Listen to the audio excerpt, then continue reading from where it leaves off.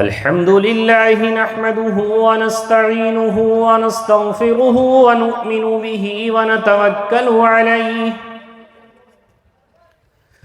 ونعوذ بالله من شرور أنفسنا ومن سيئات أعمالنا من يهده الله فلا مضل له ومن يضلله فلا هادي له ونشهد أن لا إله إلا الله وحده لا شريك له ونشهد أن سيدنا وسندنا وشفيعنا وحبيبنا ومولانا محمدا عبده ورسوله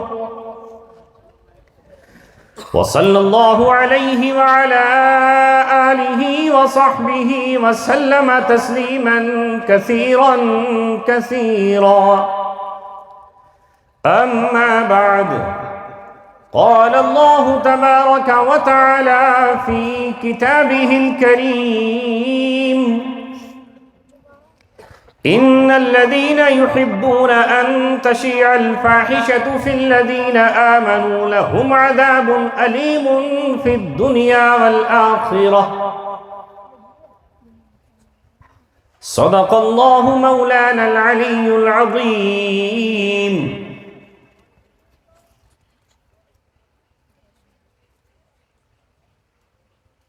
دل سے جو آواز نکلتی ہے اثر رکھتی ہے، دل سے جو آواز نکلتی ہے اثر رکھتی ہے، پر نہیں طاقت پرواز مگر رکھتی ہے. انجام اس کے ہاتھ ہے آغاز کر کے دیکھ،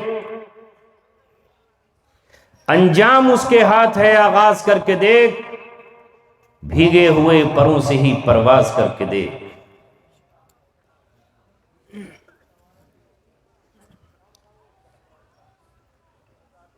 میرے سامنے تشریف فرما ملت نوجوانوں، بزرگوں، پیارے بچوں اور اپنے گھروں میں پردہ نشین ماؤں اور بہنوں، اسٹیج پر تشریف فرما ملت کے رہبروں کرام، ائمہ عظام، مؤذنین اور حفاظ حضرات. وہ ذمہ داری جو اللہ تبارک و تعالیٰ نے اس زمین پر باری باری سے امتوں کے اور قوموں کے سپرد فرمائی، وہ ذمہ داری اللہ تبارک و تعالیٰ کی آج میرے، آپ کے اور ہم سب کے کاندھوں پر ہے. اور وہ ذمہ داری کیا ہے؟ وہ ہے سسکتی انسانیت کو اور بلکتی ہوئی انسانیت کو صحیح راستہ دکھانا، بھٹکے ہوئوں کو تباہی اور بربادی سے روک لینا، اور یہ بتانا کہ اس کائنات کا خالق صرف ایک ہے، اس کائنات کا مالک صرف ایک ہے. زمین اور آسمان، دریا اور پہاڑ، چرند اور پرند، سب کے سب اس کی مخلوق ہیں، اور یہ دنیا ایک عارضی ٹھکانہ ہے. وَلَكُمْ فِي الْأَرْضِ مُسْتَقَرٌّ وَمَتَاعٌ إِلَىٰ حِينٍ، تمہارے لیے زمین میں کچھ دنوں کا قرار ہے اور کچھ دنوں کا فائدہ اٹھانا ہے، اس کے بعد تم سب کو یہاں سے چھوڑ کر امتحان گاہ میں پہنچنا ہے، حساب کے لیے، جہاں اللہ تبارک و تعالیٰ تم سے تمہارے کیے کا حساب ہے. حضرت آدم علیہ السلام سے لے کر کے آج تک، اور آج سے لے کر کے قیامت کے قائم ہونے تک یہ ذمہ داری منتقل ہوتی رہی اور اللہ تبارک و تعالیٰ ایک کے بعد دوسرا نبی بھیجتا رہا اور امتوں کو اٹھاتا رہا اور برپا کرتا رہا، یہاں تک کہ جب تقریباً 6 صدیاں اس طرح گزری کہ اس زمین پر کوئی بھی بھلائی کی طرف بلانے والا نہیں تھا، چاروں طرف شر کا دورہ تھا، ظلم راج کر رہا تھا، کوئی کمزور کا پرسان حال نہیں تھا، یتیموں کے مال پر ڈاکہ ڈالا جاتا اور کوئی ان کے سر پہ ہاتھ رکھنے والا نہیں تھا، عورتوں کا کوئی رکھوالا نہیں تھا، ان کی آبرو سرعام نیلام ہو رہی تھی، انسان نہ ہو کر کے وحشی درندوں سے بڑھ چکا تھا، اس کی بے حیائی کا عالم یہ تھا کہ گھر ہی میں نہیں، بازاروں ہی میں نہیں، خانہ کعبہ میں، اللہ رب العزت کے گھر میں، شہر امن و امان میں وہ ننگے ہو کر خانہ کعبہ کا طواف کرتا اور اس پر اس سے کوئی شرمندگی نہیں ہوتی تھی۔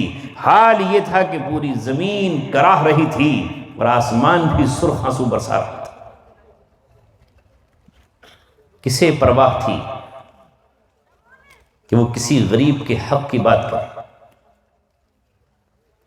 کون تھا جو ماؤں کی فریادوں کو سنتا؟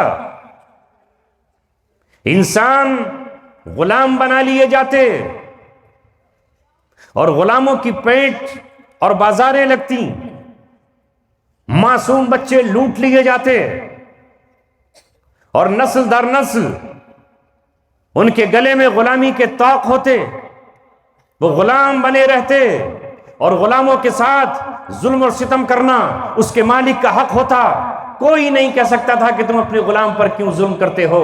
جانتے ہو پوری دنیا میں کس طرح کوہرام مچا ہوا تھا، سرزمین عرب پر تو حال یہ تھا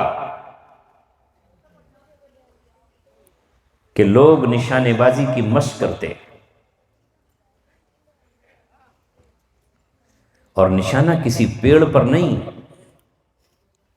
کسی درخت پر نہیں، ٹین کے کسی ٹکڑے پر نہیں یا پرندے پر نہیں، ایک غلام کو نشانہ بنایا جاتا اور یہ شرط لگائی جاتی کہ اس غلام کی بائیں آنکھ کی پتلی میں جو تیر مارے گا اسے 10 اونٹ انعام میں دیے جائیں گے یا 100 اونٹ انعام میں دیے جائیں گے۔ ہے کوئی تیر باز جو اس کی آنکھ کا نشانہ لے اور تیر مارے؟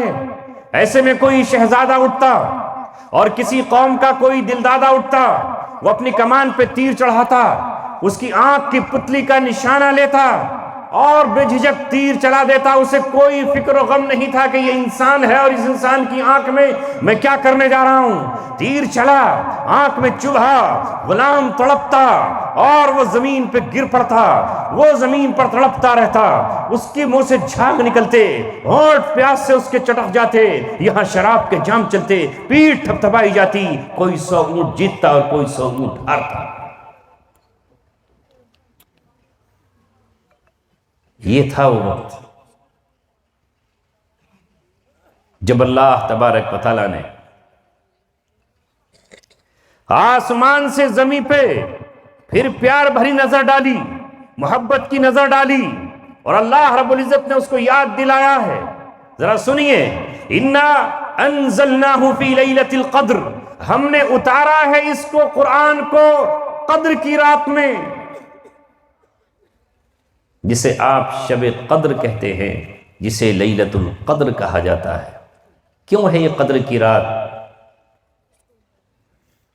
آج اس قرآن کے ذریعے رحمان نے اس انسان کو بتایا کہ تیری قدر کیا ہے، تیرا مقام کیا ہے۔ تو نالی کا کیڑا نہیں ہے، تو وحشی جانور نہیں ہے، تو حیوان نہیں ہے۔ وَلَقَدْ كَرَّمْنَا بَنِي آدَمَ وَحَمَلْنَاهُمْ فِي الْبَرِّ وَالْبَحْرِ، اللہ نے فرمایا کہ ہم نے آدم کو فضیلت بخشی ہے، اعزاز بخشا ہے، اسے معزز بنایا ہے اور اسے ہم نے سمندر اور خشکیوں میں چلنا سکھایا ہے، اور وَفَضَّلْنَاهُمْ عَلَى كُلِّ شَيْءٍ، اور ہم نے اس کو فضیلت بخشی ہے۔ فضیلت اسے بخشی ہم نے۔ اے انسان، تجھے بہت اونچا مقام عطا فرمایا۔ لیلۃ القدر، جب وہ شراب پی کر اپنی بے قدری کر رہا تھا، جب وہ خود اپنے ہاتھ میں خنجر لے کر اپنی اولادوں کا قتل کر رہا تھا اور کوئی اپنا قتل کر رہا تھا، جب وہ بہن بیٹیوں کو سرعام نیلام کر رہا تھا اور بیٹیاں اپنی آبروئیں بیچ رہی تھیں، تو اللہ تبارک و تعالیٰ نے فرمایا کہ ہم نے تجھے تیری قدر بتائی ہے، تو زمین کا جانور نہیں ہے، تو آسمانی مخلوق ہے، اور میں نے تجھے اپنے ہاتھوں سے بنایا ہے۔ وَنَفَخْتُ فِيهِ مِن رُوحِي، اور میں نے اس پتلے میں اس انسان میں اپنی روح پھونکی ہے۔ تو کتنا معزز ہے، تو کتنا اعلیٰ ہے۔ میں نے فرشتوں سے کہا ہے کہ جب آدم تیار ہو گئے تو آدم کو سجدہ کرو، اور سارے ملائکہ نے سجدہ کر لیا، اور جس نے تیری تعظیم نہیں بجا لائی اور جو تیرے سامنے سجدہ ریز نہیں ہوا، تیری تعظیم کے لیے نہیں جھکا، اسے میں نے اپنا محبوب ہوتے ہوئے، ملائکہ کا سردار ہوتے ہوئے، میں نے اسے راندہ درگاہ کر دیا ہے، اسے جہنم کی ڈاٹ اور اینٹ بنا دیا ہے، جہنم کا کوئلہ بنا دیا ہے، اس پر میں نے اپنا غضب اتارا ہے۔ وہ کہاں تھا؟ وہ طاؤس الملائکہ تھا، لیکن پھر وہ مغضوب علیہم کہلایا، وہ شیطان بن گیا۔ اے انسان، میں نے پوری کائنات کو تیری خدمت میں لگا دیا ہے۔ وہ رات جس میں قرآن اترا وہ لیلۃ القدر ہو گئی۔ وہ جس مہینے میں اترا وہ تمام مہینوں کا سردار بنانے والا مہینہ رمضان، اس کا ذکر قرآن میں آیا، شہر رمضان الذی انزل فیہ القرآن ھدی للناس وبینات من الھدی والفرقان۔ یہ قرآن ہدایت ہے تمام انسانیت کے لیے، یہ حق و باطل کے ناپنے اور جدا کرنے کا پیمانہ ہے، قرآن فرقان ہے۔ جب قرآن آیا تو اللہ نے کہا کہ جس رات میں ہم نے اس کو اتارا ہے وہ رات جشن کی رات ہے، لیلۃ القدر۔ جانتے ہو تم کیا ہے وہ قدر کی رات؟ وما ادراک ما لیلۃ القدر۔ تم تو عام راتیں سمجھ رہے ہو، سورج ڈوبا اور رات آ گئی، دن گیا اور رات چھا گئی، ایسا نہیں ہے، بلکہ تم کیا جانو وہ قدر کی رات کیا ہے۔ وما ادراک ما لیلۃ القدر، لیلۃ القدر خیر من الف شہر، وہ ہزاروں مہینوں سے افضل اور بہتر ہے اور برتر ہے۔ تنزل الملائکۃ والروح فیہا بإذن ربہم من کل امر۔ جب جب یہ رات آئے گی، یہ تاریخی رات ہے، یہ ایتہاسک رات ہے، اس رات میں فرشتے اتریں گے زمین پر، اس رات میں آئیں گے جبرائیل زمین پر، اس رات میں آئیں گے ملائکہ زمین پر، اور ہر وہ شخص جو عبادت کر رہا ہو، کھڑے ہو کر یا بیٹھ کر، اس سے مصافحہ کیا جائے گا، ہر طرح کا معاملہ اور فیصلہ لے کر آئیں گے، یہاں تک کہ صبح صادق ہو جائے۔ اے میرے عزیزوں اور ساتھیوں، اس قرآن نے آ کر بتایا کہ وہ مہینہ جس میں قرآن اترا وہ افضل شہور بن گیا، اور جس امت پر یہ قرآن اترا وہ امت تمام امتوں کی امام بن گئی، اور جس ذات اقدس پر قرآن اترا وہ ذات تمام نبیوں رسولوں کی امام بن گئی، اور جس شہر پر یہ اترا وہ شہر تمام شہروں کا امام بن گیا۔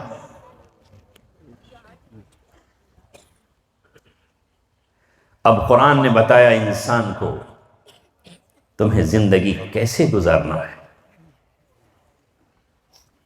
کیا تمہارے لیے فائدہ مند ہے اور کیا نقصان دہ ہے۔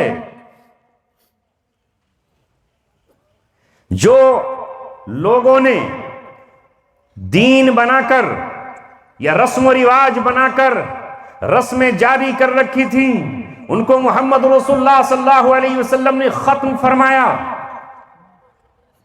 اللہ قرآن اتارتا رہا، نبی اس پر عمل کرتے رہے، صحابہ آپ کی اتباع کرتے رہے، اور ایک بار قرآن نے پھر اعلان کر دیا، قُلْ إِن كُنتُمْ تُحِبُّونَ اللَّهَ فَاتَّبِعُونِي يُحْبِبْكُمُ اللَّهُ۔ اگر تم اللہ تبارک و تعالیٰ سے محبت کے دعوے دار ہو تو اللہ کے رسول کی اتباع کرو، ان کے پیچھے پیچھے چلو۔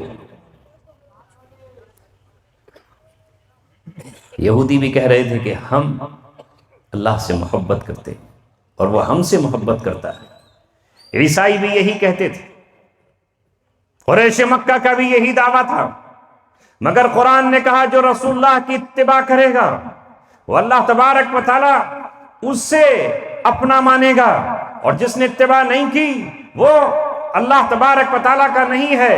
اور ہر نبی نے آ کر یہی آواز لگائی ہے اپنے دور میں، فاتقوا اللہ واطیعون، اے لوگو اللہ تبارک و تعالیٰ سے ڈرو اور میری اطاعت کرو۔ اطاعت شیطان کی نہیں، اطاعت شیطان کے چیلوں کی نہیں، اطاعت شیطان کے بنائے ہوئے طور طریقوں کی نہیں، اطاعت ہوگی رسول کی اور عبادت ہوگی اللہ تبارک و تعالیٰ کی۔ یا قوم اعبدوا اللہ ما لکم من الہ غیرہ، اے میری قوم اللہ تبارک و تعالیٰ کی عبادت کرو، عبادت اللہ کی، اطاعت اللہ کے رسول کی۔ اور اب محمد رسول اللہ جب تشریف لے آئے تو اب آپ کی اطاعت ہوگی اور عبادت اللہ تبارک و تعالیٰ کی۔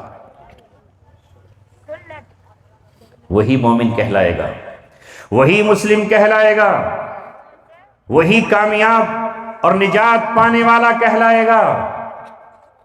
لہٰذا اس زمانے میں بھی نہ جانے کیسے کیسے طریقے تھے، ان سارے طریقوں کے مقابلے میں سب سے بہتر، سب سے احسن اور سب سے خوبصورت طریقہ وہ قرار پایا جو رسول اکرم صلی اللہ علیہ وسلم نے اپنایا، جسے آپ نے اپنی سنت قرار دیا وہ سنت قرار پایا، اور جسے آپ نے ناجائز قرار دیا وہ قیامت تک کے لیے ناجائز اور حرام قرار پایا۔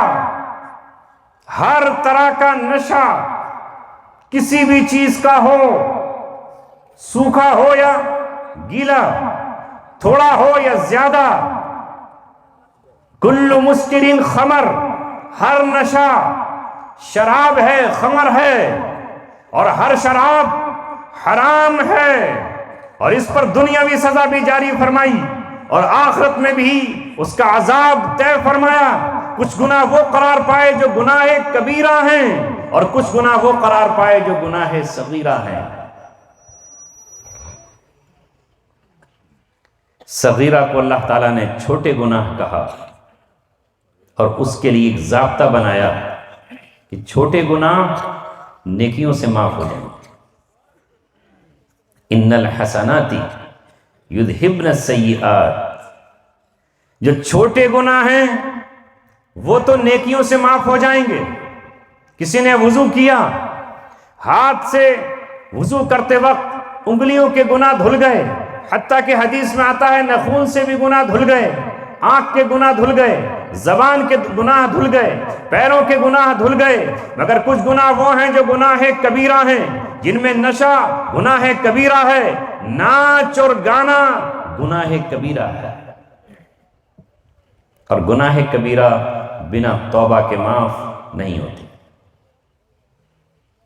ان تجتنبوا کبائر ما تنہون عنہ نکفر عنکم سیئاتکم وندخلکم مدخلا کریما، اگر تم بچ جاؤ بڑے بڑے گناہوں سے، چھوٹے تو معاف ہو جائیں گے، راستے سے پتھر ہٹا دیا تکلیف دے، گناہ معاف ہو جائیں گے، اپنے بھائی سے مسکرائے، نیکی ملی، گناہ معاف ہو جائے گا، لیکن بڑے گناہوں کے لیے توبہ کرنی پڑے گی۔ گالیاں بکنا گناہ کبیرہ ہے، فحش گفتگو کرنا گناہ کبیرہ ہے، کسی مسلمان کا قتل کر دینا گناہ کبیرہ ہے، ماں باپ کو ستانا گناہ کبیرہ ہے۔ جس نے ان سے اپنے کو بچا لیا تو اللہ فرما رہا ہے کہ ہم اس کی باقی خطاؤں کو معاف فرما دیں گے، اور اس کو ایسی جگہ میں داخل کریں گے جہاں کرم، رحم اور سکون ہی سکون ہوگا۔ اب ذرا آپ اور میں اپنا اور آج سے پہلے اس زمانے کا مقابلہ کریں کہ جب قرآن ان کے سامنے آیا تو وہ بھی نہ جانے کیسی دلدلوں میں پھنسے ہوئے تھے۔ قرآن نے فرمایا ہے وَالْأَغْلَالَ الَّتِي كَانَتْ عَلَيْهِمْ، بہت ساری سماج کی بیڑیاں تھی جو ان کے پیروں میں پڑی ہوئی تھی اور اس سے نکلنے کے لیے تیار نہیں تھے، لیکن تو عالم کے تاجدار محمد رسول اللہ صلی اللہ علیہ وسلم نے عرب کی سرزمین پر آ کر کوہرام مچا دیا اور کہا کہ اب میں اللہ کا پیغام اور اللہ کی کتاب قرآن لے کر آیا ہوں، اب تمہیں یہ چھوڑنا ہوگا۔ تو قرآن جن کے سامنے آ رہا تھا انہوں نے پرواہ نہیں کی، قرآن کو نہیں چھوڑا، ماں باپ کو چھوڑ دیا۔ کسی کی ماں نے کہا بیٹے اگر تو اسلام نہیں چھوڑے گا میں بھوکی مر جاؤں گی، دھوپ میں بیٹھی رہوں گی، لیکن بیٹے نے ماں سے کہہ دیا ماں تو مرتی ہے تو مر جائے، تو زندگی ہارتی ہے تو ہار جائے، یہ تو ہو سکتا ہے کہ میں تجھے بھول جاؤں اور تجھے چھوڑ دوں، لیکن یہ نہیں ہو سکتا کہ میں محمد رسول اللہ کو اور قرآن کو اور دین اسلام کو چھوڑ دوں۔ آخر ماں تھک گئی بیٹے کی اس عظیمت کے سامنے، اس استقلال کے سامنے، اس پامردی کے سامنے، اور بیٹا جیت گیا، یہاں تک کہ اس نے ماں کا دل بھی جیت لیا اور ماں بھی حلقہ اسلام میں داخل ہوئی اور جہنم سے بچ گئی۔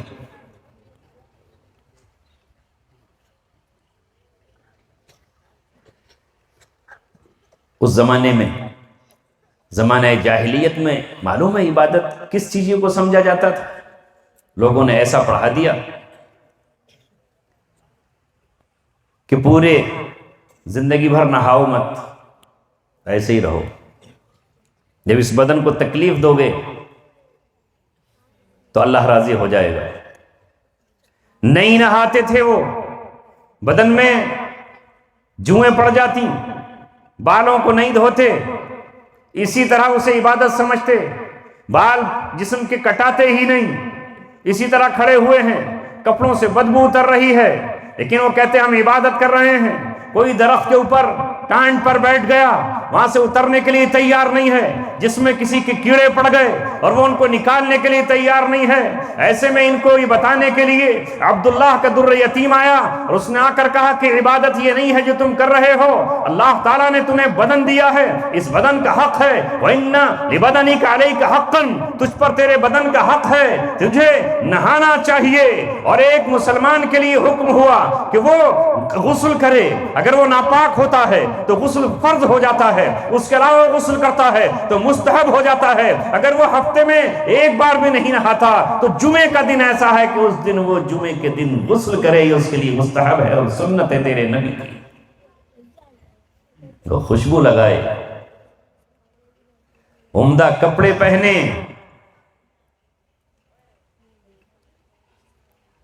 اے بنی آدم ہم نے تمہارے لباس اتارا ہے،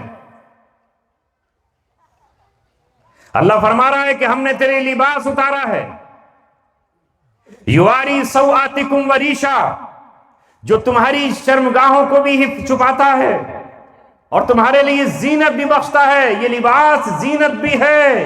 اور جو چیزیں انسان نہیں بلکہ جانور بھی چھپاتے ہیں ان کو چھپانے کا ذریعہ بھی ہے۔ تو اللہ کہتا ہے کہ یہ لباس ہم نے اتارا ہے، یہ لباس ہم نے اتارا، کہیں جوٹ میں اور کہیں کپاس میں اور کہیں جانوروں کی پشت پر ہم نے اون کو رکھا ہے، یہ لباس ہم نے اتارا تاکہ تم اس کو پہنو، اور اسلام نے آ کر کے لباس کی حد بتا دی کہ یہ لباس تم کو پہننا ہے۔ لیکن شیطان کا کام یہ کیا ہے کہ وہ انسان سے لباس اتروا دے۔ اللہ نے کہا اے انسان، اے بنی آدم، کہیں شیطان تجھے دھوکے میں نہ ڈال دے اور ایسے ہی تمہارا لباس نہ اتروا دے جس طرح اس نے تمہارے باپ کا لباس اتروایا تھا اور تمہارے والدہ دادی حوا کا لباس اتروایا تھا۔ گیا ان کے پاس اور جنت میں جا کر ان سے کہنے لگا یہ درخت بہت ہی قیمتی درخت ہے، میں تم سے پہلے سے یہاں جنت میں رہ رہا ہوں، مجھے معلوم ہے کہ یہ درخت کے کیا کیا فائدے ہیں، لہٰذا اگر اس درخت کو استعمال کر لو گے تو تم ہمیشہ ہمیشہ جنت میں رہو گے، اور اگر تم نے اس درخت کا استعمال نہیں کیا تو ایک دن بوڑھے ہو جاؤ گے، موت آ جائے گی، یا تم اس جنت سے نکال دیے جاؤ گے۔ دیکھ رہے ہو کیا پڑھا رہا ہے قرآن؟ کہتا ہے فَدَلَّاهُمَا بِغُرُورٍ، دھوکے کے ساتھ رہبری کر رہا ہے۔ یہ رہبر دھوکے باز ہے، ہر رہبر نہیں ہوتا، کچھ دھوکے باز رہبر بھی ہوتے ہیں۔ بعض ڈاکو مولویانہ صورت بنا کر انسان کو ٹھگنے کے لیے ان راہوں پر لے جاتے ہیں جہاں سے واپسی اس کی مشکل ہوتی ہے، اسے قتل بھی کر دیتے ہیں اور مار بھی دیتے ہیں۔ قرآن نے کہا وَأَضَلَّ فِرْعَوْنُ قَوْمَهُ وَمَا هَدَى، اور گمراہ کیا فرعون نے اپنی قوم کو، اور وہ خود راہ راست پر نہیں تھا۔ تو شیطان نے بھی حضرت آدم و حوا کے پاس آ کر ان کی رہنمائی کر رہا ہے دھوکے سے، اور ایسے تھوڑی حضرت آدم اس کے کہنے پر آ جاتے۔ وَقَاسَمَهُمَا، اور قسمیں کھانے لگا ان دونوں کے سامنے اور کہنے لگا وَإِنِّي لَكُمَا لَمِنَ النَّاصِحِينَ، میں تم دونوں کا بہت بڑا خیر خواہ ہوں، بس اس درخت کے پاس استعمال کر لیجیے اسے۔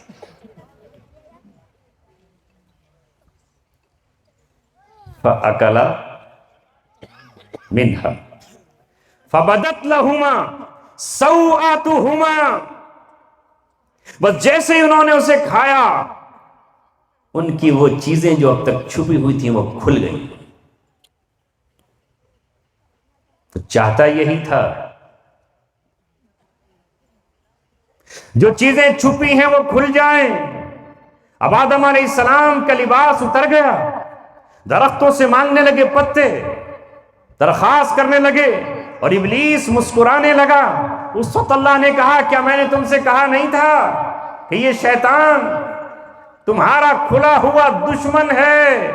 وہ دشمن ہے اللہ کا بھی، وہ دشمن ہے آدم علیہ السلام کا، اور وہ دشمن ہے اولاد بنی آدم کا۔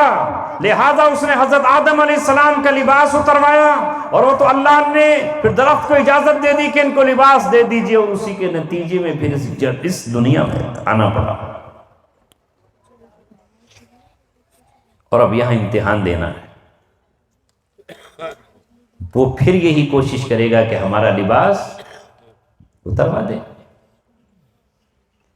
ابھی آپ مشرق میں رہ رہے ہو، ذرا مغربی قوموں کو دیکھو، ابھی تو وہاں کی آپ کو جھلک نہیں لگی، وہاں انہوں نے اپنے لباس اتار دیے، کوئی فرق نہیں رہا، بیٹی ماں بہن کا کوئی امتیاز نہیں رہا، نائٹ کلب لگے ہوئے ہیں، اور ان میں جانوروں کی طرح جانور بھی شرماتے ہیں، جانوروں کو بھی حیا آتی ہے، لیکن ان بے حیاؤں نے اپنے لباس کو اتارا اور ابلیس کے اعلی کار بن گئے۔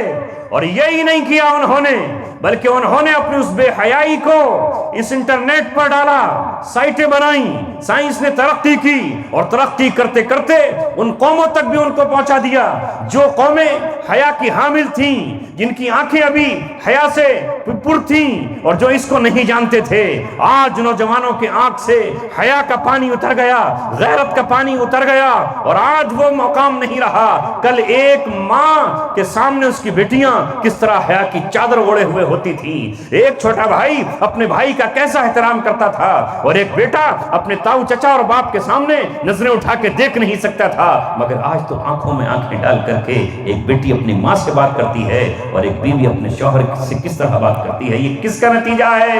یہ نتیجہ ہے ان قوموں کا جنہوں نے شیطان کے جھنڈے اٹھائے ہوئے ہیں، ابلیس کے پرچم اٹھائے ہوئے ہیں، اور اسی کام پر لگے اور ڈٹے ہوئے ہیں۔ اہل ایمان آپ بتاؤ تمہارے لیے کیا حکم ہے؟ جب آدم کا پتلا بنایا گیا تو ابلیس نے جا کے اس کا معائنہ کیا اور جانچ کی، اس نے کہا کہ ذرا دیکھو تو صحیح ہے کیسے۔ وہ اندر داخل ہوا چونکہ کھوکھلا تھا، اور باہر نکل کر اس نے کہا کہ اب اس کو بہکانا تو بہت آسان ہے، تو کھوکھلا ہے، اس میں تو کئی راستے ہیں داخل کرنے کے، بڑے آرام سے میں اس کو بہکا سکتا ہوں۔ امتحان کے لیے اللہ تعالیٰ نے ہمارے ساتھ نفس بھی لگایا، اور یہ دشمن ابلیس بھی آزاد چھوڑا، اور تب اللہ تعالیٰ نے کہا کہ ہم نے وَنَفْسٍ وَمَا سَوَّاهَا، قسم ہے نفس کی، اللہ نے نفس کی قسم کھائی، اور پھر آگے فرمایا فَأَلْهَمَهَا فُجُورَهَا وَتَقْوَاهَا، اور اس نفس کو ہم نے تقوی بھی الہام کر دیا، بتا دیا، اور اس کا فسق و فجور بھی اسے بتا دیا، دونوں طاقتیں اس کی ہم نے رکھ دیں۔ جو اس کی اس کی خود سرکشی والی طاقت کو دبا لے گا، اس کا تقوی ابھر جائے گا۔ جس طرح گھوڑے میں سرکشی بھی ہوتی ہے، وہ ہٹی بھی مارتا ہے، لیکن اگر کوئی اچھا گھڑ سوار اس پر لگام لگا لے اور اس کے اوپر سوار ہو جائے تو بہترین وہ گھوڑا بھی ہو سکتا ہے جو اس کے لیے بہت کرامت ہو سکتا ہے۔ اس لیے اللہ تعالیٰ نے اس نفس کو شریعت کی لگام لگا کر کے ہمیں سونپا اور کہا کہ تم شریعت کی لگام سے اسے کنٹرول کرو۔ اب ابلیس نے کہا میں تو کان کے ذریعے اس میں فساد داخل کروں گا، آنکھ کے ذریعے بھی داخل کر سکتا ہوں، زبان کے ذریعے بھی داخل کر سکتا ہوں، اور شرمگاہ کے ذریعے بھی۔ اب اس نے ایجاد کیا کیا؟ یہی سنگیت، میوزک، بانسری۔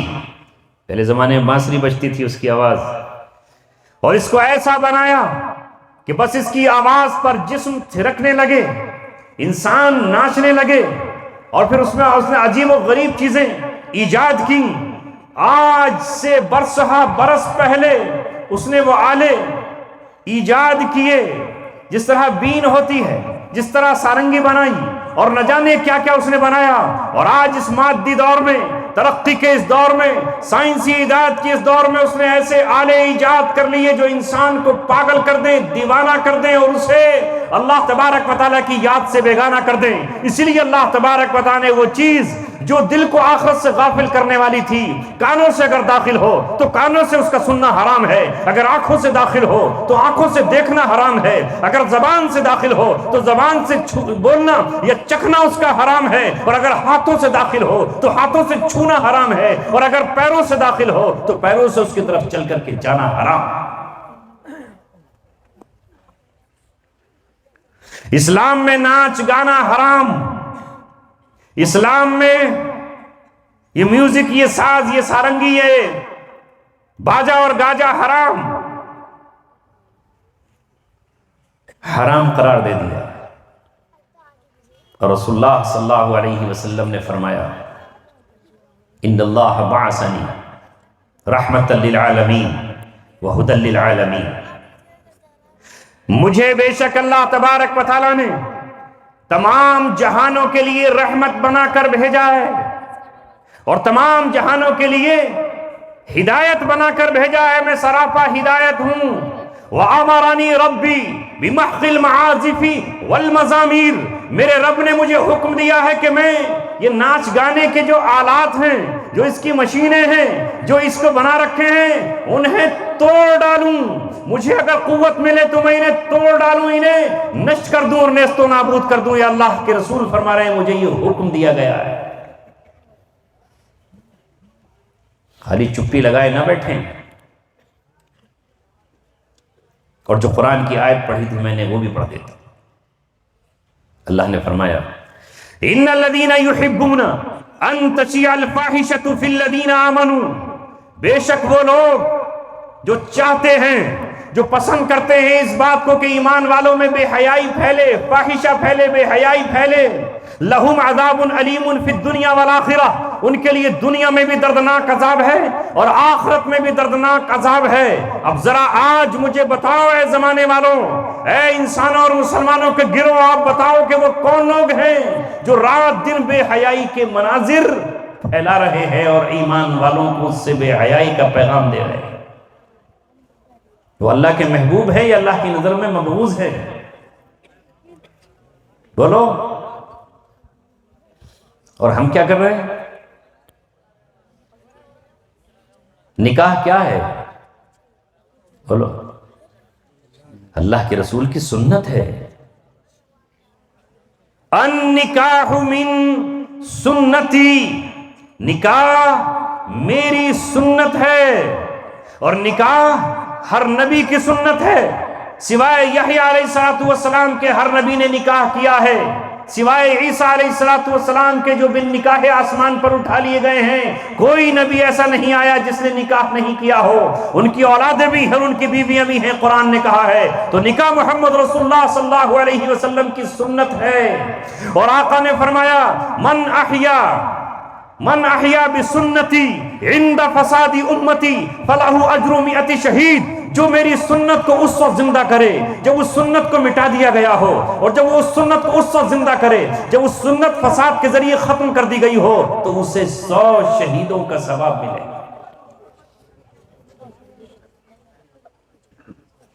آج نہ جانے کتنی سنتیں ہیں جن کو اغیار نہیں مسلمان مٹا رہا ہے، اپنے گھروں سے سنتوں کا روزانہ جنازہ نکالتا ہے، اور اس سنت کی ادائیگی کے موقع پر وہ شیطان کو زیادہ راضی کرتا ہے اور سنت کو بھول جاتا ہے۔ بتاؤ مجھے اچھے سچائی کے ساتھ بتاؤ، جب اس گاؤں میں نکاح ہوتا ہے کسی لڑکی یا لڑکے کا، تو مسجد میں نکاح پڑھایا جاتا ہے یا چوپال پر یا فنکشن ہال میں؟ سچ بتاؤ۔ فنکشن ہال، چوپال، مسجد میں کیوں نہیں پڑھایا جاتا؟ اللہ کے رسول فرما رہے ہیں اعلنوا النکاح ولو بالدف، نکاح کا اعلان کرو چاہے دف کے ذریعے ہی ہو، وَاجْعَلُوهُ مَسَاجِدَ، اور نکاح کو مسجد میں کرو۔ اس سنت کو زندہ کرنے کے لیے کیا حکومت اتر پردیش نے آپ کو روکا ہے؟ کیا سینٹرل حکومت نے آپ کو روکا ہے؟ مسجد میں نکاح کیوں نہیں پڑھواتے؟ اور کیوں اس سنت کو زندہ ہم نہیں کرتے؟ اللہ کے رسول فرما رہے ہیں مسجد جو نہایت پاکیزہ گھر ہے، جہاں اللہ کا تقدس ہے، فرشتے ہیں، ملائکہ ہے، وہاں نکاح پڑھواؤ۔ لیکن یہ کہتا ہے کہ وہاں نکاح نہیں پڑھوائیں گے، اس لیے کہ اگر ہم نے وہاں نکاح پڑھوایا تو اللہ راضی ہو جائے گا، رسول اللہ راضی ہو جائیں گے، مجھے تو اپنے چاچا ابلیس کو راضی کرنا ہے۔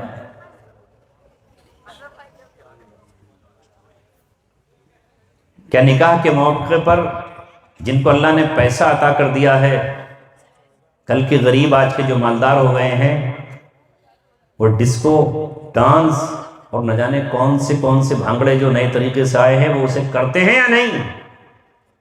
یا یہ گاؤں پاک اور محفوظ ہے؟ سچ بتاؤ، بولو، ہوتا ہے؟ مسلمان اور تو رسول اللہ کی سنت کو زندہ کرتے وقت ناچ رہا ہے، نوجوان ناچ رہا ہے، اور کلمہ پڑھنے والی ماں اور بہن بیٹیاں اس منظر کو دیکھ رہی ہیں۔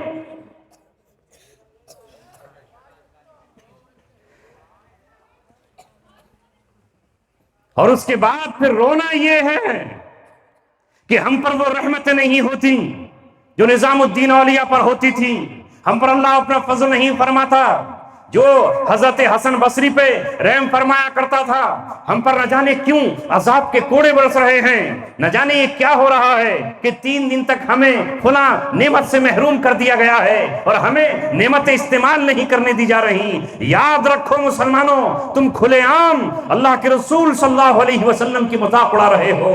ایک طرف ہاتھ میں رحمان کا جھنڈا بھی ہے اور دوسری طرف شیطان کا جھنڈا بھی ہے۔ یہاں جس مجلس میں آئے ہو تو توبہ کرو اور یہ طے کرو کہ ہم اس مجلس میں شرکت نہیں کریں گے جس مجلس میں گناہ کو دعوت دی جا رہی ہو اور جہاں کھلے عام گناہ کیا جا رہا ہے۔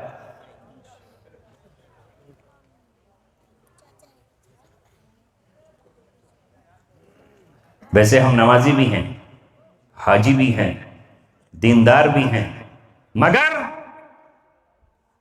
جب یہ مسئلہ آتا ہے تو بھائی کو ناراض نہیں کر سکتا، ماموں کو ناراض نہیں کر سکتا،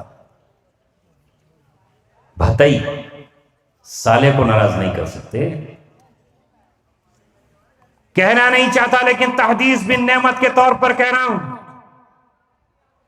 میرا وطن آبائی رامپور ہے، چھوٹا سا ایک گاؤں ہے، اس گاؤں میں اللہ تعالیٰ نے میرے والد مرحوم کو وحدانیت کا جام پلایا، شرک و بدعت سے ان کے سینے کو پاک کیا۔ تو خالی یہ نہیں کہ شرک و بدعت سے پاک ہوئے، بلکہ انہوں نے بیڑا اٹھایا کہ اگر کسی نے محمد رسول اللہ صلی اللہ علیہ وسلم کے دین کی مخالفت کی تو میں اکیلا تنہا اس کے مقابلے پر کھڑا ہو جاؤں گا۔ میرے باپ کے نہ سگا کوئی بھائی تھا، نہ سگی کوئی بہن تھی، یہ اکیلا تھا، ماں کی طرف سے یتیم تھا، اپنے خاندان، پوری قوم، برادری، گاؤں والوں سے اڑ گیا۔ اگر کسی نے صحرا باندھا تو اس کے یہاں کھانا نہیں کھایا، اگر کسی نے اپنے یہاں پر صرف گانے کے لیے ریکارڈ چڑھا دیا تو اس کے یہاں شرکت نہیں کی، اگر کوئی اس زمانے میں ناچنے گانے والی طوائفیں بلا کر لایا اور منڈلی لگائی تو اس کے یہاں شرکت نہیں کی۔ ہم نے اپنے ماموں کو چھوڑ دیا، اپنے خالوں کو چھوڑ دیا اور اپنے رشتہ داروں کو چھوڑ دیا۔ اسی کا یہ فضل اللہ تعالیٰ نے عطا فرمایا ہے کہ اس کا لخت جگر آج تمہارے سامنے بیٹھا ہے اور یہ جرأت کر رہا ہے کہ ہم جب اپنی پر آئیں گے تو ہم گناہ کو پہلے خود چھوڑیں اور اس کے بعد دوسروں کو چھوڑائیں گے، تب کہیں اللہ تبارک و تعالیٰ ہمیں قبول فرماتا ہے۔ رنگ لاتی ہے ہنا پتھر پہ بس جانے کے بعد، کامیاب ہوتا ہے انسان ٹھوکریں کھانے کے بعد۔ نہیں کریں گے شرکت، نہیں کھائیں گے تمہارے یہ لقمے۔ تم ناراض ہوتے ہو تو ہو جاؤ، تمہاری ناراضگی کی کوئی پرواہ نہیں ہے۔ میرے نبی نے فرمایا ہے غلام اللہ تبارک و تعالیٰ سے ڈر، اتقی، اگر ساری دنیا مل کر تجھے نفع پہنچانا چاہے اور اللہ تعالیٰ تجھے نفع نہ پہنچانا چاہے تو ساری دنیا تجھے نفع نہیں پہنچا سکتی، اور اگر اللہ تعالیٰ تجھے نقصان پہنچانا چاہے تو ساری سلطنتیں اور حکومتیں تجھے فائدہ پہنچانا چاہیں فائدہ نہیں پہنچا سکتی، تجھے نقصان سے نہیں بچا سکتی، کوئی بھی سفارشی نہیں آ سکتا۔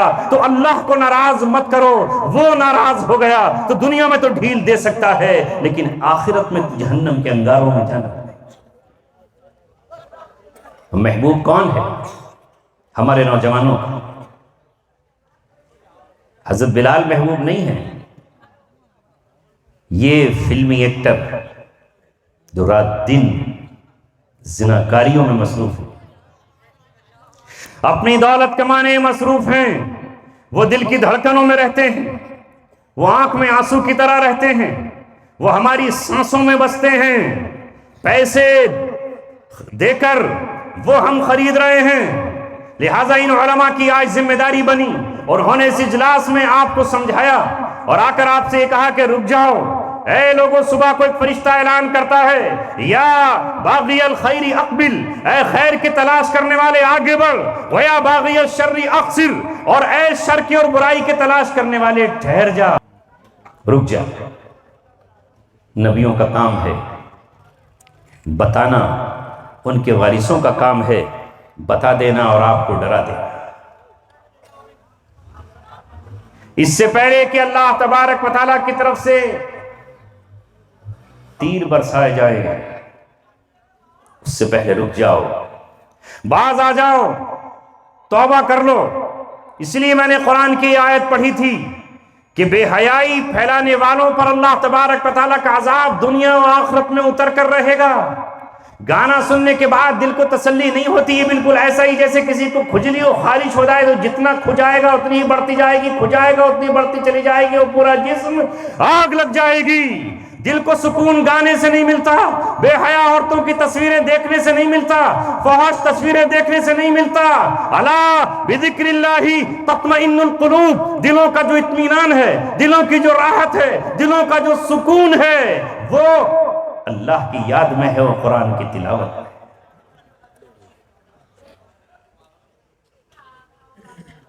یہ جو طوائفیں اڈوں پر ہوتی ہیں، جیسے دہلی میں جی بی روڈ پر ہے اور ممبئی میں بھی کچھ مقامات پر ہیں، میرٹھ میں بھی کچھ علاقے ہیں، ان سے پوچھو، ان کی دنیا اجڑی ہوئی ہوتی ہے، دل میں سکون و قرار نہیں ہوتا۔ جائز اور حلال میں برکت ہے، اسی میں قرار ہے، اسی میں سکون ہے۔ حرام دولت میں بھی سکون نہیں ہوتا۔ برکت الگ چیز ہے، کسی چیز کی کثرت الگ چیز ہے۔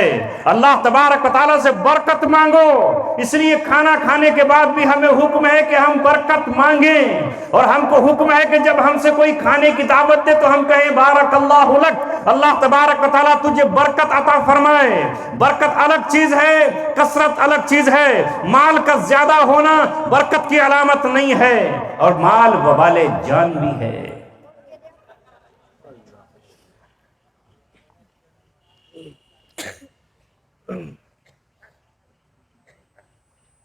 علماء سے بھی میری درخواست ہے، ایک بار ہمت کر لیں اور یہ کہیں جس نکاح میں کھلے عام بے حیائی کا ارتکاب کیا جائے، نوجوان ناچ رہے ہوں، لڑکیاں اپنی عصمت کی حفاظت کے بجائے اپنی عصمت کی طرف دعوت دے رہی ہوں، اللہ کے رسول صلی اللہ علیہ وسلم نے فرمایا ایک زمانہ ایسا آ جائے گا کہ عورتیں ننگے بدن ہوں گی، کپڑے پہنے ہوئے بھی ہوں گی، کاسیاتن عاریاتن، کپڑے بھی جسم پر ہوں گے اور کپڑے پہننے کے باوجود بھی وہ کپڑے پہنے ہوئے نہیں ہوں گی، مائلاتن ممیلاتن، اپنی طرف لوگوں کو مائل بھی کر رہی ہوں گی اور خود بھی دوسروں کی طرف مائل ہو رہی ہوں گی۔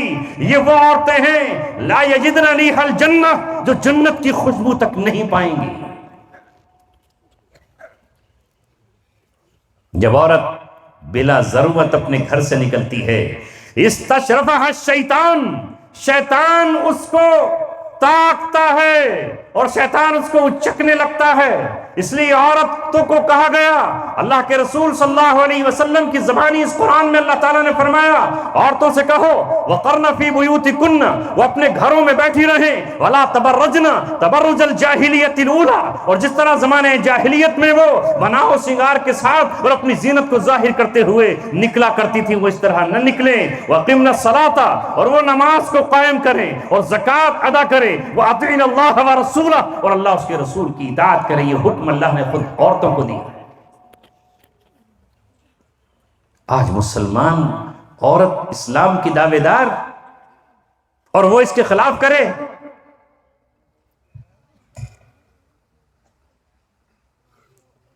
آج دیکھ رہے ہیں آپ ایسے لباس عورتیں پہن رہی ہیں جو پہنے ہوئے بھی ہیں اور جسم برہنہ بھی ہے، اور مسلمان پہنا رہے ہیں۔ دیہاتوں میں تو ابھی امن و امان ہے پھر بھی کچھ نہ کچھ، لیکن اگر شہروں میں آپ چلے جائیں پھر کیا حال ہے۔ مگر دیہات میں ایک بیماری ہے جو میں زمانے سے دیکھتا چلا رہا ہوں، یہاں عورتیں جب باہر نکلتی ہیں تو برقع نہیں پہنتی، چادروں سے اپنے آپ کو نہیں چھپاتی اور نہیں ڈھکتی، اور اسے عام مسلمان بھی اعتراض نہیں مانتا۔ شیطان انہیں تکتا ہے۔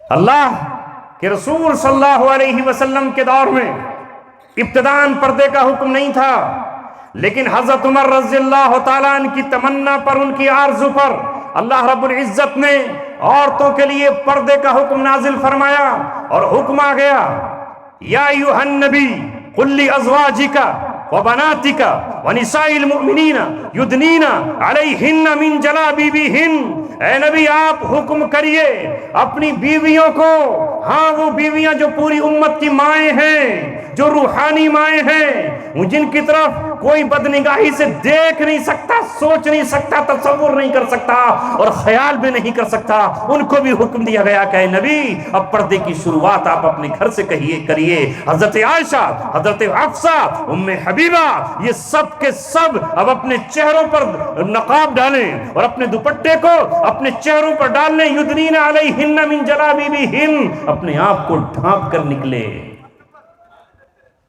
اور اپنی بیٹیوں سے کہیے، فاطمہ سے کہیے، دوسری بیٹیوں سے فرمائیے وہ بھی پردہ کریں۔ نبی کی بیٹی کی طرف کون غلط نظروں سے دیکھ سکتا تھا؟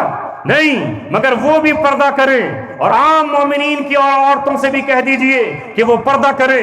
حضرت عائشہ فرماتی ہیں، اس کی راوی ہے حضرت عائشہ کہتی ہیں جب یہ حکم ہم عورتوں تک پہنچا تو رب دو جہاں کی قسم آسمان و زمین کے پیدا کرنے والے کی، جس عورت کے پاس یہ حکم پہنچا اس عورت نے اسی وقت اس حکم کی تکمیل کی۔ اگر کسی کے پاس دوپٹہ گلے میں تھا اس نے اپنے سر پہ ڈال لیا، اگر کوئی عورت کھیت میں کام کر رہی تھی اور اس کا پٹہ پیٹ پر بندھا ہوا تھا، اس نے اسی وقت کھولا اور اپنے سر کو اس سے ڈھانپ لیا۔ اور کسی کے پاس اتنا لباس نہیں تھا تو وہ کسی درخت کے پاس گئی اور اس نے ایک پتا لیا اور اس سے اپنے چہرے کو ڈھانپ لیا۔ کسی نے اپنے ہاتھوں سے اپنے چہرے کو ڈھانپ لیا اور اللہ تعالیٰ کے اس حکم کو پورا کیا۔ وہ دیر نہیں کرتے تھے، ادھر اللہ کا حکم نازل ہوا، ادھر عمل شروع کر دیا۔ ہم کہتے ہیں مولانا کچھ بھی کہتے رہو تم، پردہ کریں تمہاری بیوی، پردہ کرے مؤذن کی بیوی، پردہ کرے معلم اور امام صاحب کی بیوی، ہم تو سلمان خان کے فین ہیں، ہم تو عامر خان کے فین ہیں، ہم تو شاہ رخ خان کے فین ہیں۔ ہمارے لیے ابوبکر صدیق رہبر و رہنما نہیں ہیں، ہمارے تو عامر خان، سلمان خان ہیں، اور اس سے بڑھ کر کے نہ جانے کون کون ہے۔ المرء مع من احب، رسول اللہ کا فرمان ہے، جو دنیا میں جس سے محبت کرے گا قیامت میں وہ اسی کے ساتھ ہوگا۔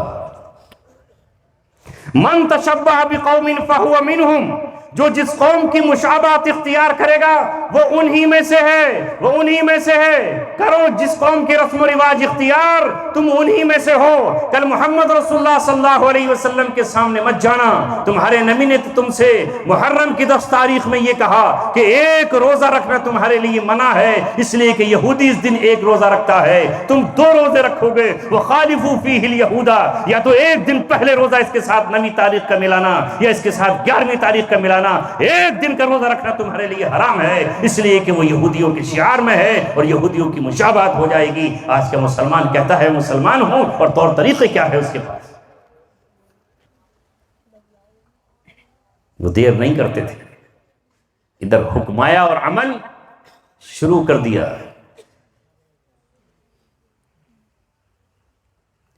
قرآن نے ان عورتوں سے کہا کہ جب کوئی غیر محرم تم سے بات کرے تو آواز میں تمہارے نرمی نہ ہو، محبت بھرا لہجہ نہ ہو، اس لیے کہ عورت کی آواز میں کشش ہے، نسوانیت ہے، وہ فتنہ ہے۔ شیطان نے جب اللہ سے مہلت مانگی کہ مجھے اس انسان کو گمراہ کرنے کے لیے مہلت دیجئے، میرا اور تیرا مقابلہ ہے، میں ثابت کروں گا کہ یہ تیرا نہیں بلکہ میرا ہے، تو مجھے کچھ دیجئے، اس کا شکار کرنے کے لیے دام اور پھندے دیجئے، مجھے کچھ تو دیجئے جس سے میں شکار کروں، کیا ہے ایسے جال؟ تو اللہ نے کہا عورت تیرا جال ہے، تیرا دام، تیرا پھندا ہے۔ اس لیے رسول اللہ نے فرمایا النساء حبالۃ الشیاطین، عورت شیطان کا جال ہے، یہ جو شکار کرتی ہے اس طرح کوئی چیز شکار نہیں کر سکتی۔ تبھی حکم ہوا عورتوں کو کہ تم پردے میں رہو، گھر میں بیٹھی رہو، اور اگر کوئی تم سے بات کرے تو اپنے لہجے میں سختی پیدا کرو۔ ہاں کون ہے؟ کیا بات؟ کہاں سے آئے ہو؟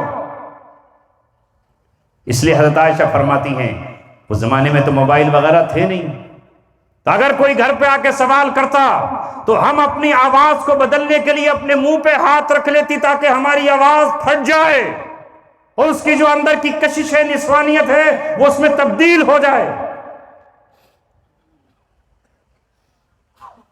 آج تو ہم نے کیا کچھ نہیں دے رکھا اور نگرانی بھی نہیں کر رہے۔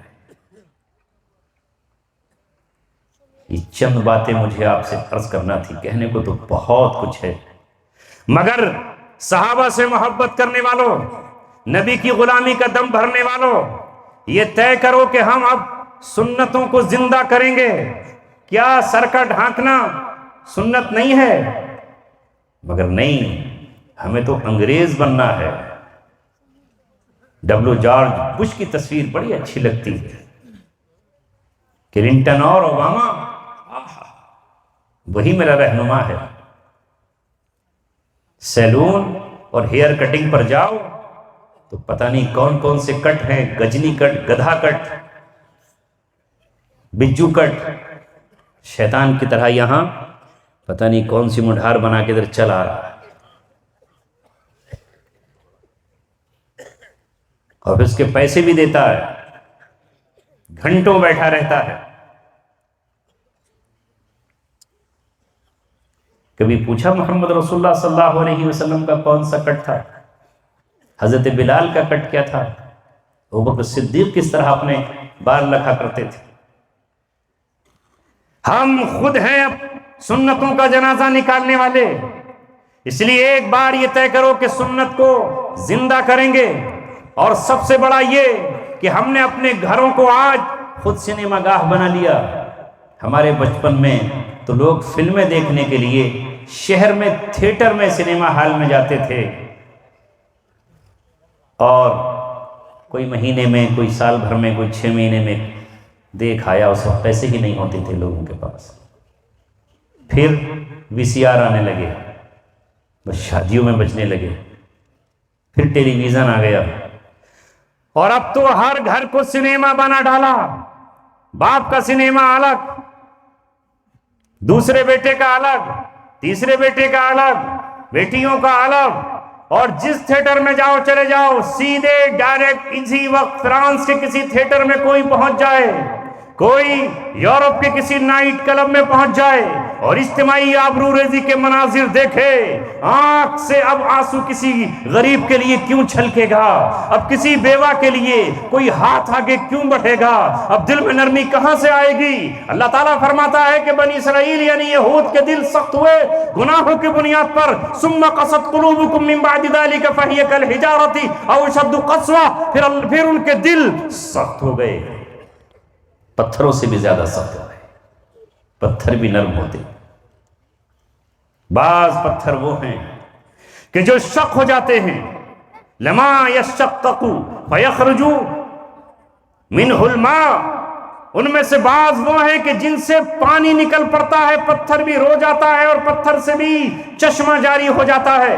اور بعض وہ ہیں کہ جو لڑھک جاتے ہیں، اور بعض وہ ہیں کہ جو اپنے مقام سے ہٹ جاتے ہیں. لیکن جب انسان کا دل سخت ہوتا ہے تو یہ پتھر سے بھی زیادہ سخت ہو جاتا ہے. کیا نہیں دیکھتے کہ ایک بھائی بھائی کا گلا کاٹ دیتا ہے، ایک مسلمان دوسرے مسلمان کا قتل کر دیتا ہے، اور جیل میں بھی سینہ ٹھوک کر یہ کہتا ہے 302 میں آیا ہوں، 302 میں. او ظالم، 302 پر فخر کرنے والے، کل جب وہ مقتول اپنے خون کے ساتھ اللہ کے دربار میں حاضر ہوگا اور اللہ کے عرش کا پایا پکڑ کر کہے گا کہ اس نے مجھے ظلماً قتل کیا تھا، اللہ مجھے حساب دلائیے. اور اللہ تعالیٰ کہے گا کہ میں نے ایک خون کے قطرے کے لیے اس پوری کائنات کو لگا دیا تھا. آسمان برستا تھا تو زمین گیلی ہوتی تھی، پھر کسان ہل لے کر جاتا تھا، اس کو جوتتا تھا، اس کو پٹیلا دیتا تھا، پھر کسان اس میں دباتا تھا اور زمین اس کو اگاتی تھی. سورج اس میں پھل پیدا کرتا تھا، شیرینی چاند سے آتی تھی، ستاروں سے اس کو سیراب کیا جاتا تھا. یہ پوری کائنات اس کی گر چکر لگاتی تھی تو ایک دانہ تیار ہوتا تھا. وہ دانہ پھر بال میں آتا تھا، اس کی حفاظت ہوتی تھی، پھر وہ گہایا جاتا تھا، اس کا آٹا بنتا تھا، پھر وہ روٹی بن کے جسم میں جاتا تھا. ایک پھل ایک لقمہ تیار کرنے کے لیے میں نے پوری کائنات کو لگایا، اس سے خون بنا، اور یہ خون میں نے ایک دوسرے پر ناحق بہانا حرام قرار دیا تھا، اور تو نے لہو کے قطرے بہا لیے، پرواہی نہیں کی. آج وَمَن يَقْتُلْ مُؤْمِنًا مُتَعَمِّدًا فَجَزَاؤُهُ جَهَنَّمُ. اللہ فرماتا ہے کہ جو کسی مومن کا جان بوجھ کر قتل کرے گا اس کا ٹھکانہ جہنم ہے، خالدن فیہا، اس میں 1-2 دن نہیں، ہمیشہ ہمیشہ رہے گا.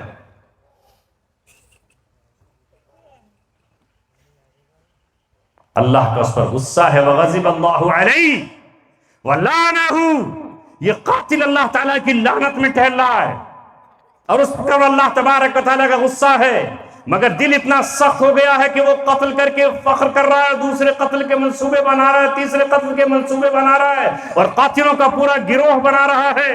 چھوٹے چھوٹے بچوں کو قتل کے لیے تیار کر رہا ہے، ان کو نشے کی لت لگا کر اور انہیں پیسے دے کر کے قتل کے پورے گینگ اور گروہ تیار کیے جا رہے ہیں. لاؤ ہمیں اتنے لاکھ روپے، ہم فلاں کو ٹھکانے لگائے دیتے ہیں، اس کا قتل کیے دیتے ہیں، اس کو مار دیتے ہیں. نہ جانے کتنی بیویوں کو بیوہ کر رہا ہے، نہ جانے کتنے گھروں کو برباد کر رہا ہے. تو اللہ تبارک و تعالیٰ اس سے کل حساب لے گا، اور یہ جان بوجھ کر کرنے والا کل جہنم میں جائے گا. ابن عباس رحمت اللہ علیہ کا تو کہنا یہ ہے کہ ایک مومن کے جان بوجھ کر قاتل کی توبہ بھی قبول نہیں ہے. حالانکہ اہل سنت والجماعت یہ کہتے ہیں کہ بڑے سے بڑا گناہ توبہ سے معاف ہو جاتا ہے. اس لیے اس اصول کے تحت قاتل کا گناہ بھی معاف ہو جائے گا، مگر وہ توبہ کرے، سچی پکی توبہ کرے، اور ایسی توبہ کہ اللہ اسے قبول فرمائے. ایک حق ہے اللہ تبارک و تعالیٰ کا، یہ پیشانی 5 مرتبہ اللہ تبارک و تعالیٰ کی چوکھٹ پر جھکاؤ۔ آواز لگتی ہے مسجدوں سے۔ ابھی اگر حکومت یہ کہہ دے کہ اذان نہیں پڑھنے دیں گے تو حکومت پہلے لگایا تھا آپ پر کہ مسجد میں 20 لوگوں کو نماز نہیں پڑھنے دیں گے، صرف 5 ہوں گے، 4، 5واں امام، تو کیا گزر رہی تھی آپ پر؟ اور خود نہ پڑھنے جاؤ تو کچھ نہیں، مؤذن بیچارہ اذان پڑھ کر اکیلا ہی تکبیر پڑھنے کھڑا ہو جائے، 2-3 بڈھے آ جائے وہاں پر، باقی سب سو رہے ہیں۔ کس نے پہرے بٹھائے ہیں مسجدوں پر؟ کون ابھی اذان سے روک رہا ہے؟ 5 وقت اللہ تبارک و تعالیٰ کو یاد کرو، جس نے یہ دماغ سر میں رکھا ہے، ورنہ کبھی کسی مجنون اور پاگل کو بھی دیکھ لیا کرو، ذرا سی چول ہٹی تو گندگی کھانے پہ انسان اتر آئے۔ دنیا افسوس کرے گی، یہ عقل والا انسان جانوروں کی لسٹ میں آ جائے گا، سڑک پہ پتھر لوگوں کے مارنا شروع کر دے گا۔ اس لیے اللہ نے کہا کہ اس جسم کا حق 5 مرتبہ ادا کریں گے۔ آواز لگے گی مسجد میں تو جائیں گے۔ صبح آج فجر کی نماز پڑھیں گے، آج تو بڑی نیند آئے گی۔ علماء سے میری درخواست ہے کہ بھائی جلسہ 12 سے پہلے ختم کر لیا کرو، جس تاریخ میں لیا ہے اسی تاریخ میں ختم کر دیا کرو، ورنہ ہم تو گرتے پڑتے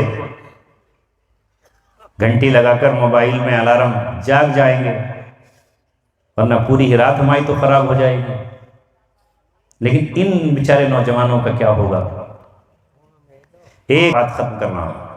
میں جب آیا آپ کے گاؤں میں تو ایک چیز میں نے نئی دیکھی، جو کبھی بہت زمانے پہلے شاید ہمارے گاؤں میں بچپن میں ہوتی ہوگی، کہ عورتیں اجتماعی دعوت میں جاتی ہوں گی۔ تو زمانہ بہت بدل گیا، گھروں پہ بھیجنے کا زمانہ آ گیا ہے۔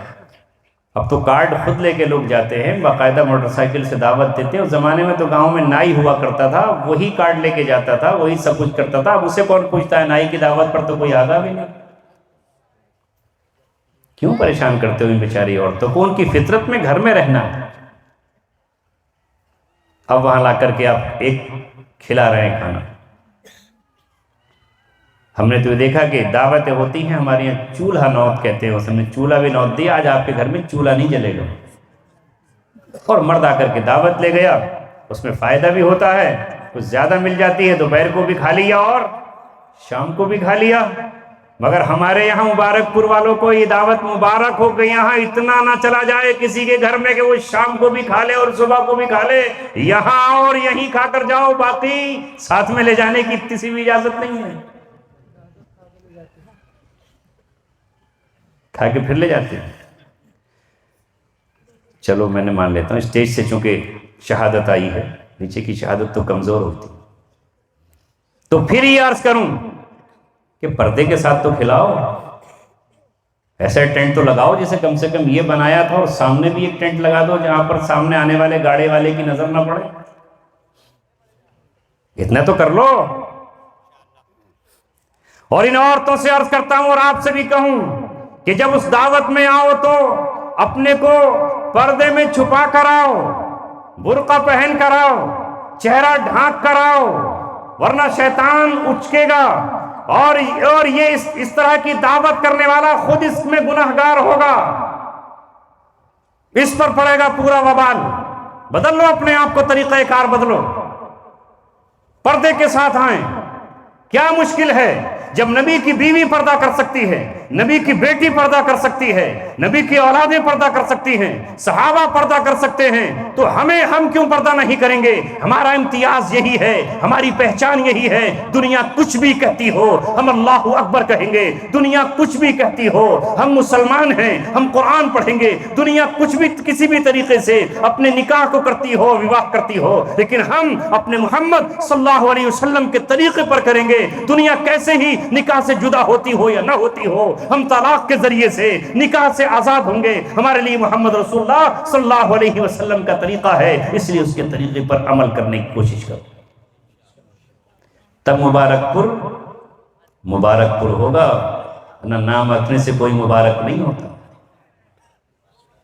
برکتیں جب آئیں گی، رحمتیں جب آئیں گی، جب آپ برکت والے کام کریں، بسم اللہ الرحمن الرحیم پڑھ کر جو کھائے گا اس میں برکت آئے گی، اور اگر کوئی آیا یوں ہی بھاگتا ہوا اور اس کے بعد کھانے پر بیٹھ گیا، بسم اللہ نہیں پڑھی تو ساتھ میں شیطان شریک ہو جائے گا، پھر برکت نہیں آئے گی۔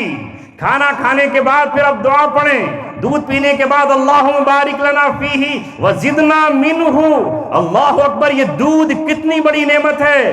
اللہ کے رسول نے کہا کہ اس میں یہ دعا کرو کہ اے اللہ اس میں برکت عطا فرما اور اس کو اور زیادہ عطا کر دیجئے مجھے۔ وہ دعائیں جو اللہ کے رسول نے سکھائی ہیں وہ برکت لاتی ہیں۔ وقت بہت ہو گیا، سوچا تھا یہ بھی سنا دوں گا وہ بھی سنا دوں گا، مگر ذہن میں جو اللہ تعالیٰ بات ڈالتا ہے وہ آتی رہی اور میں آپ کو پہنچاتا رہا۔ تقریر سے پہلے ہر نماز کے بعد میں اللہ سے دعا کرتا ہوں، اللہ میرے پاس کچھ نہیں ہے، مجھ سے بڑے بڑے علماء موجود ہیں، مجھ سے بڑے بڑے فاضل موجود ہیں، بہت قرآن کے پکے اور ماہر موجود ہیں، میں تو ادنا سا تیرا غلام ہوں، لیکن یہ عوام مجھے بلاتی ہے، تو اگر دے دے گا تو میں ان کو بانٹ دوں گا، تو نے اگر نہ دیا تو میں ان کو کیا بانٹوں گا، ادھر سے آتا ہے میں آپ تک پہنچا دیتا ہوں۔ واللہ تبارک و تعالیٰ کہتا ہے ان بندوں کو یہ بھی سنا دے، یہ بھی بتا دے، تاکہ آج کی رات کی اندھیری گواہ بن جائے، یہ چاند سورج گواہ بن جائیں، یہ درخت اور پتے اور یہاں کے ذرے گواہ بن جائیں، میرے اور آپ کے کان اور دل و دماغ گواہ بن جائیں، اس لیے کہ کل قیامت میں ان السمع والبصر والفؤاد کل اولئک کان عنہ مسئولا، کل قیامت میں کانوں سے بھی پوچھا جائے گا، آنکھوں سے بھی پوچھا جائے گا، اور اس دل سے بھی پوچھا جائے گا کہ تم نے کیا سوچا تھا، کیا خیال باندھے تھے، کانوں سے کیا سنا تھا اور آنکھوں سے کیا دیکھا تھا، ان سب کا حساب ہوگا۔ تو انشاءاللہ آج کے بعد نوجوان ارادہ کریں گے کہ ہم ڈی جے پر نہیں تھرکیں گے، اور جتنا پیسہ ڈی جے پہ خرچ کریں گے اتنا حافظوں پہ خرچ کر دیں گے۔ ارادہ کریں گے؟ ہاتھ اٹھا کے ذرا بتا دیں۔ اگلی دفعہ جب اس بستی میں آنا ہو تو علماء خوش ہو جائے۔ ابھی جلال پور بلاک کے مفتی صاحب کہہ رہے تھے کہ ہم نے ماشاءاللہ کمیٹی بنائی۔ ہاں علماء آپ کی ذمہ داری ہے، آپ بھی نکلو۔